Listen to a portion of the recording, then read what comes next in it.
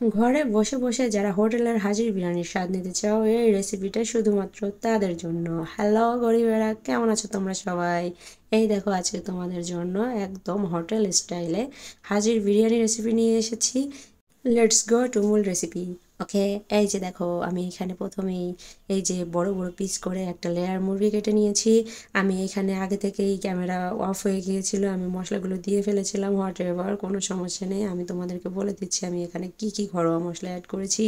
এখানে আমি আদা রসুন বাটা, জিরা বাটা, ধনিয়া বাটা, তারপরে হচ্ছে সামান্য জয়ফল জয়ত্রী বাটা, তারপরে দিয়ে দিয়েছি কিছু কাঠবাদাম এবং কাজু বাদাম বাটা।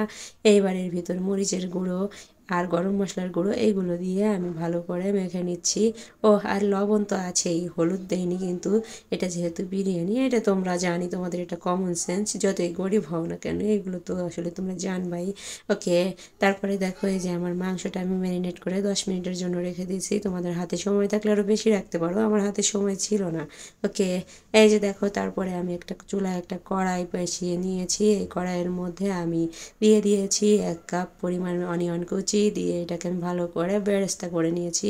বেরেস্তাটা আমি খানিকটা উঠিয়ে রেখে দিয়ে দিয়েছি এর ভিতর, মানে মেরিনেট করে রেখেছিলাম যে মাংসগুলো, সেগুলো দিয়ে আমি এই যে সুন্দর করে নেড়ে চেড়ে, তারপরে যে পাত্রটায় আমি মাংসগুলো মেরিনেট করেছিলাম সেই পাত্রটা ধুয়ে আমি একটু পানি দিয়ে এবার ঢাকনা দিয়ে যে ঢেকে দিয়ে বারবার করে কিছুক্ষণ পর পর আমি এটাকে এরকম নেড়ে চেড়ে দেবো। আমি কিন্তু প্রথমেই কোনো এলাচ দারচিনি কিছুই এর সঙ্গে অ্যাড করছিলাম না, এখন আমি অ্যাড করে দিচ্ছি একেবারে লাস্টের দিকে এসে। এখানে আমি দারচিনি, লবঙ্গ, গোলমরিচ এবং এলাচ অ্যাড করে দিয়েছি, দিয়ে আমি সুন্দর করে মাংসটাকে একেবারে ভালো করে কষিয়ে নিচ্ছি। ওকে, এই যে দেখো, তারপরে আমি চুলায় আরও একটা প্যান বসিয়ে দিয়েছি। প্যানের মধ্যে আমি দিয়ে দিয়েছি কিছুটা তেল আর একটু ঘি, 1 চামচের মতো, 1 চা চামচ আর কি। ঘিটা দিলে আর কি বিরিয়ানির সেন্টটা অনেক বেশি সুন্দর হয়। তার ভিতর আমি দারচিনি, তেজপাতা, এলাচ এবং 3টা লবঙ্গ এবং 3-4টা গোলমরিচ দিয়ে সুন্দর করে চালগুলো একেবারে ফ্রাই করে নিচ্ছি। এই পর্যায়ে আমি এর মধ্যে কিছু কাঁচামরিচ দিয়ে দিয়েছি। তোমরা হয়তো ফলো করেছো যে আমি এখানে আগেই লবণ অ্যাড করে দিয়েছিলাম। তারপরে দেখো, আমি সুন্দর মতো চালটাকে ভেজে এখানে আমি গরম পানি অ্যাড করে দিয়েছি, আর দিয়ে দিয়েছি প্রায় 1 কাপের মতো জাল করে রাখা গরুর দুধ। দুধটা দিলে তো বিরিয়ানির টেস্টটা আরও বেশি ভালো আসবে। এইভাবে যদি তোমরা সেম টু সেম এই প্রসেসে রান্না করো, বিশ্বাস করবে না যে তোমরা একেবারে মনে হবে বাসায় বসে বসে হাজির বিরিয়ানি খাচ্ছ।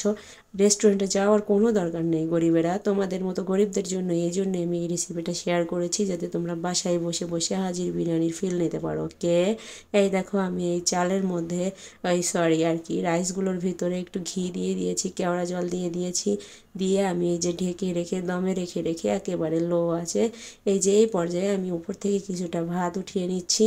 উঠিয়ে নিয়ে আমি রান্না করে রাখা মাংসগুলো এই ভাতের উপর দিয়ে দিচ্ছি। দিয়েই দেখো, একেবারে মশলা টশলা যা কিছু আছে না কেন সব কিছুই সুন্দর করে ভাতগুলোর উপর বিছিয়ে দিতে হবে।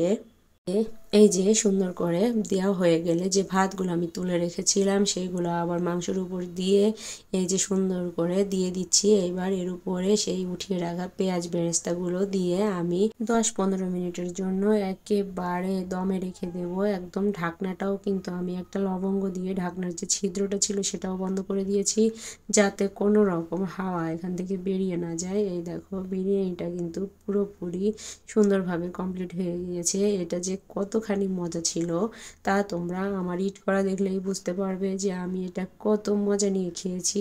এটা খেতে বসে আমার হাজব্যান্ড তো বলছিলই যে আমি কি হোটেলে খাচ্ছি নাকি বাসায় খাচ্ছি কিছুই বুঝতে পারছি না, একদম হাজির বিরিয়ানির টেস্টটা এসেছে। আমি কিন্তু একেবারে ঘরোয়া মশলাগুলো ব্যবহার করেছি, দোকানের কোনো রেডিমিক্স কিনে আনা মশলা কিন্তু আমি ব্যবহার করিনি। তোমরা একদম সেম প্রসেসে এরকমভাবে একদিন রান্না করে দেখতে পারো, একেবারে নিরাশ হবে না, আমি বললাম।